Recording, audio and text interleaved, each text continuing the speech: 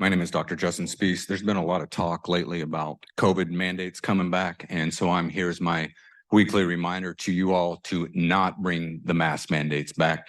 And I want to read from an article that was recently published as to one reason why to not bring these back. So this was published in the magazine or the newsletter iPerception on June 26th of 2022. It's called Mask Wearing Affects Emotion Perception.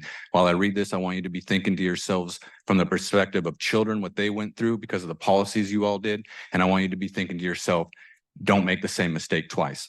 Understanding others' facial expressions is an important part of our daily interpersonal communications. Effective social communication relies on recognizing others' emotions during a conversation or interaction and is a means of revealing one's own interpersonal emotional states to the listener. Because masks cover 60 to 70% of the face, obscuring the nose, mouth, cheeks, and portions of the face under the eyes, emotion expression and recognition during social interaction may be compromised. Indeed, recent studies have demonstrated that face masks negatively affect hearing, understanding, speaker engagement, and connection. Interpersonal connection is particularly challenging, partly because face masks dampen one's ability to express the appropriate emotion, and partly because they restrict another individual's ability to detect the expressed emotion. When someone's face is occluded by a mask, people are significantly less accurate at detecting the depicted emotion, are more likely to confuse the depicted emotion with other emotions, and tend to perceive the depicted emotion as less intense than its unmasked counterpart, e.g. happy faces look less happy. As a result, processes such as facial mimicry, which are crucial social interaction, are impaired when one interacting with a masked individual. Masking affects the perception of some expressions more than others, as certain parts of the face are more important for different emotions.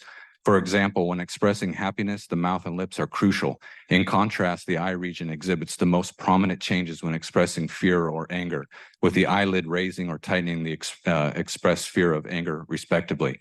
Thus, emotions that rely heavily on the lower part of the face, such as happiness, disgust, and sadness, are more difficult to discriminate when masks are worn than emotions that rely more on the upper portion of the face, such as anger and surprise. The idea that our ability to discriminate between emotions is enhanced when we have visual access to the entire face is consistent with theories about holistic processing of faces. Specifically, evidence shows that participants are slower and less accurate at detecting emotional states when presented with only the top or bottom half of the face.